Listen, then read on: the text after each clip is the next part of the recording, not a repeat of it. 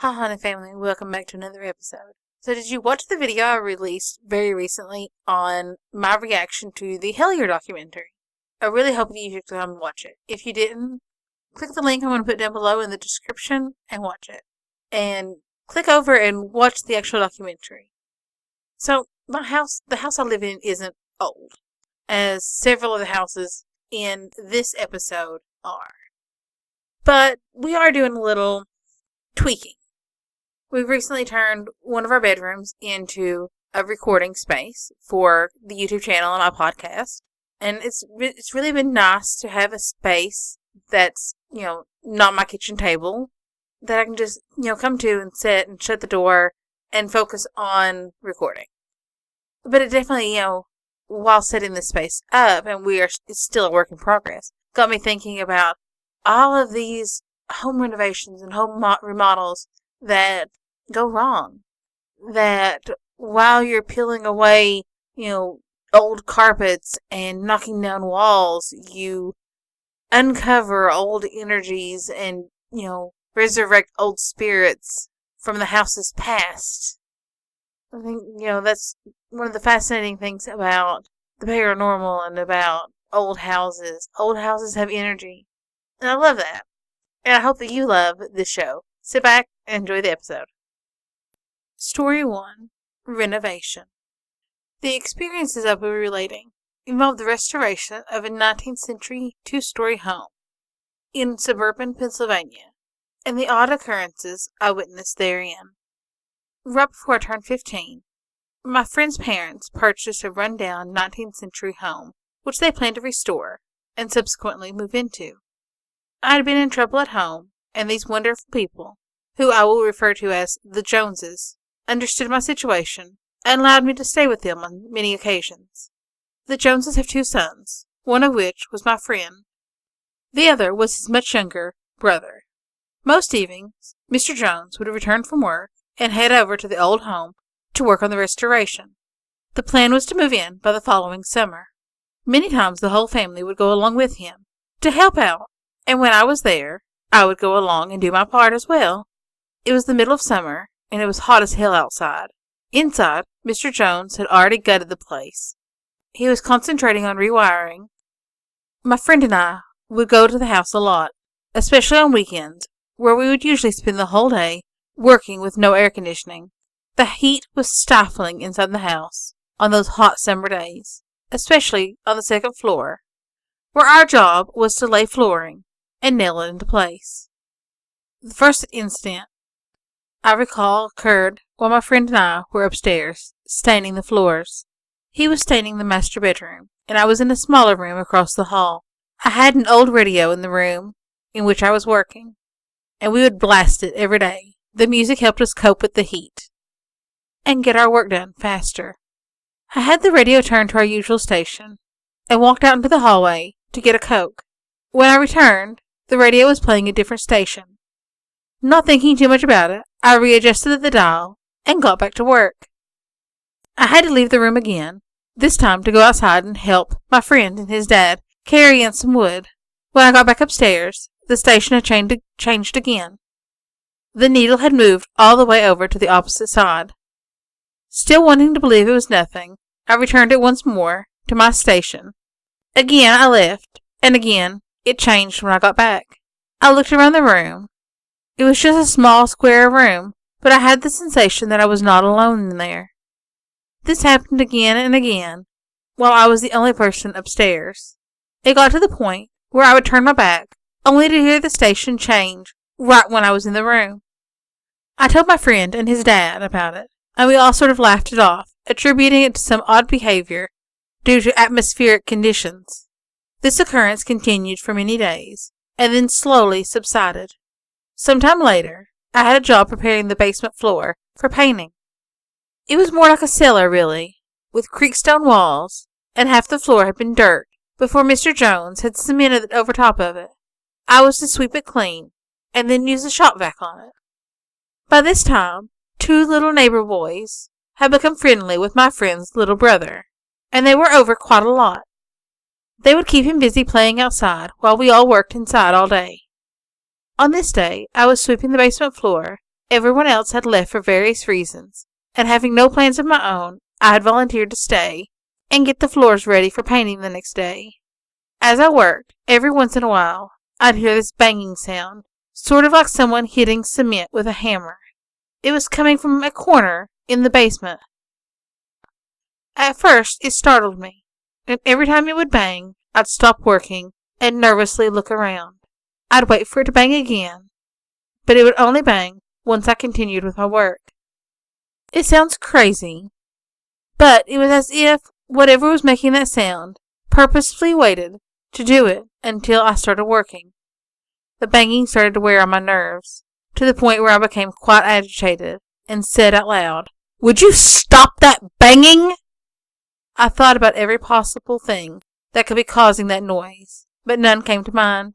The plumbing wasn't even installed yet, nor was the furnace. Everything had been ripped out of the house.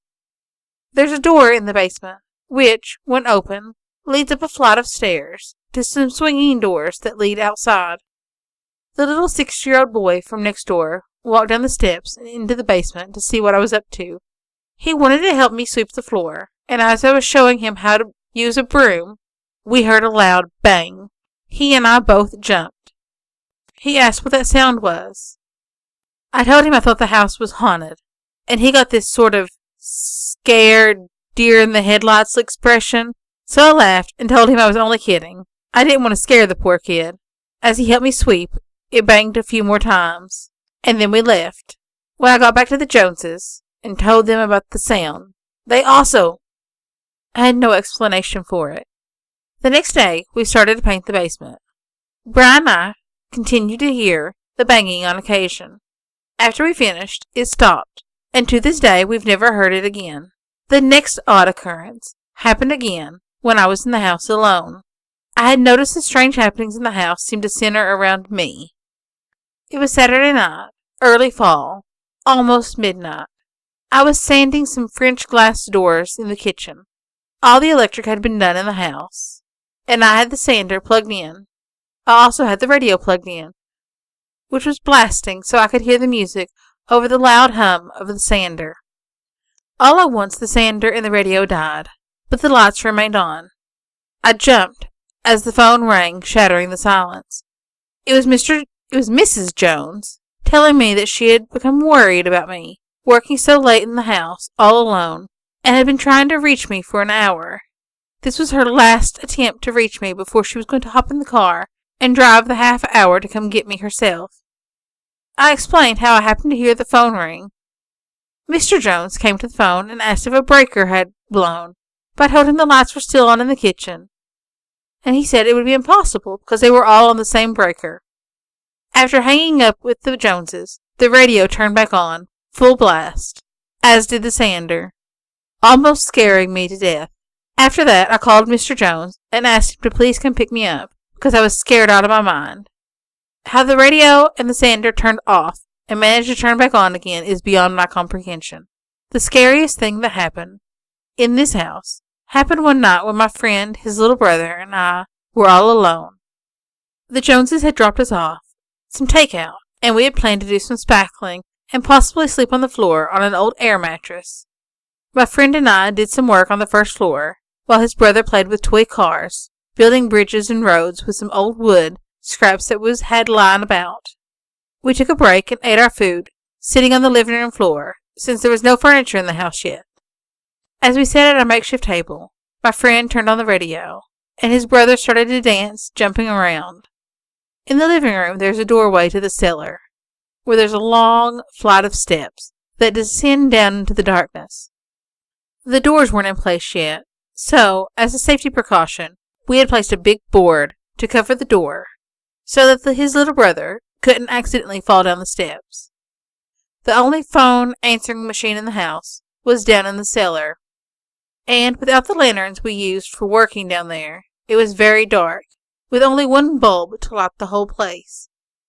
My friend decided to go down and check the messages, so he slid the board over and then back into place once he was on the other side.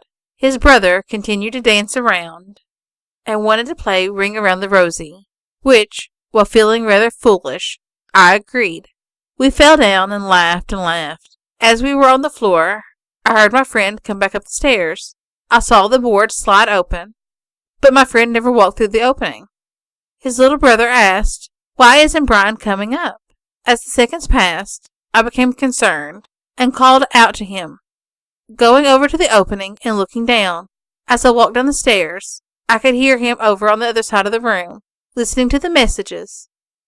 As I got to the bottom of the step, I saw him writing them down for his parents. I asked him if everything was okay, and why he had come up but never came through the doorway, which he replied he hadn't. In fact, he said, he had heard someone on the stairway and had thought it was me coming down. I thought for certain he was joking, and after I told him what happened, he swore up and down that it hadn't been him. That's when we started to get scared, and we realized that someone other than ourselves had walked up the stairs and pushed that board aside. Maybe he was just trying to scare us. I don't know. But we called his parents and told them. They were pretty concerned and came over right away to pick us up. I have to admit that before they arrived, we were pretty much freaking out the whole time. The Joneses took it all very seriously, even to the point of blessing the house and anointing it with oil. After that night, I always got the creeps whenever I had come over, especially down in the basement. Coincidentally, the basement is now where I live, and from where I am writing this story. It's not as dark and dismal as it once was. The creekstone walls are now cheerful snow white, and the floor is a soothing blue-gray, and I'm no longer afraid of this house or this basement. But there was one frightening occurrence in just the past few months that happened to me late one night while I was in the kitchen getting a drink. It must have been around 3 a.m. I was standing near the sink with my back to the living room doorway when I heard a soft whisper call my name, just once. I turned, looking at the doorway to the living room from which the sound had emanated, and saw no one. I turned around to the sink again, and a second time I heard my name whispered, and then a third. Now I was sure I had someone calling me. Who or what it was, I have no idea. But I do know that every hair on my body stood straight up, and I got the creepiest feeling.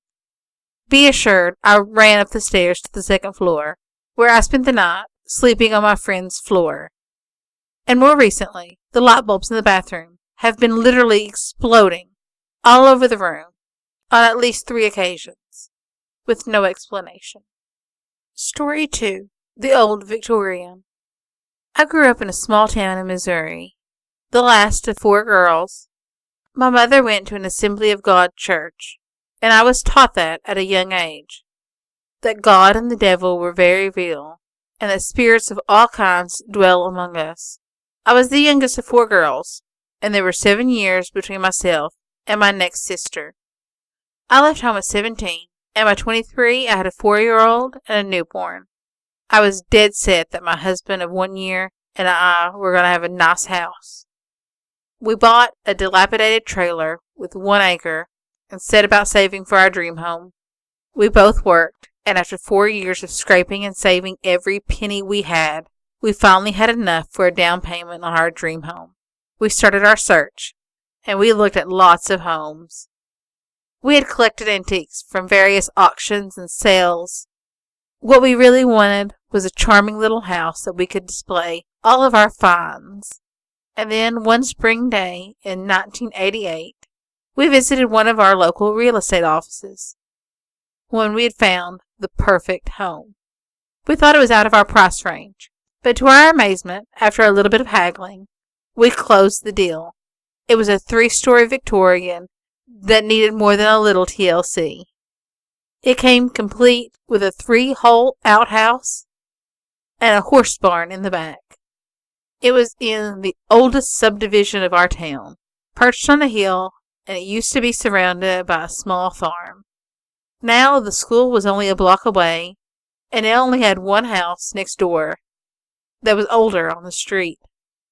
Long ago, the couple that had lived in the older home built my home for their daughter.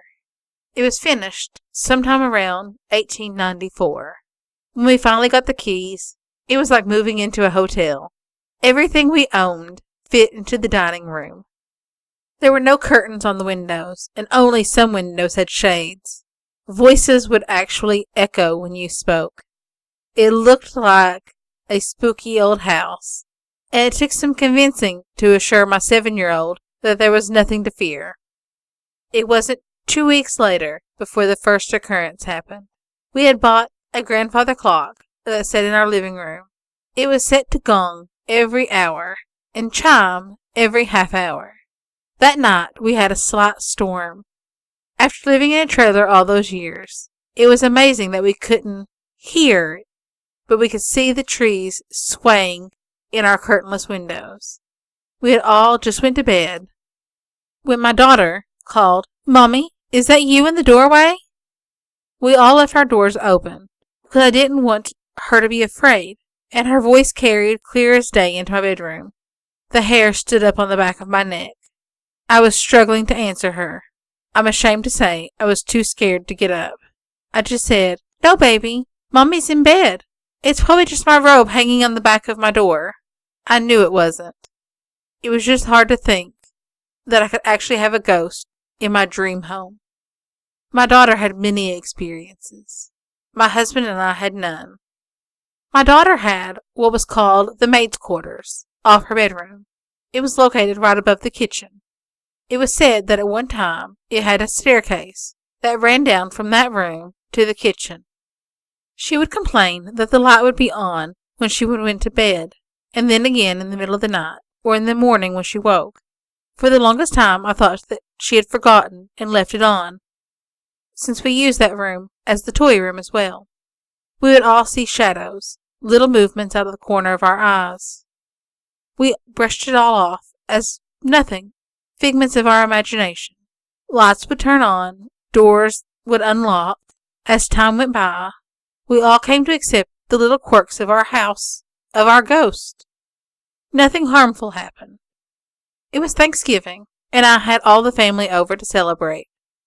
My rooms were large, and we had a large pocket door that opened to expand the space. My niece was in her mid to late 20s, and she hung out late, talking and helping me clean. We had just spent about $5,000 fixing up the fireplace bedroom with a colossal canopy bed, couch, entertainment center, luxury curtains and linens. It was gorgeous. The next morning, with bags under her eyes, she announced that she would never again stay in our house. She woke in the night with an amber light moving in front of the fireplace. She said it was like the light was dancing.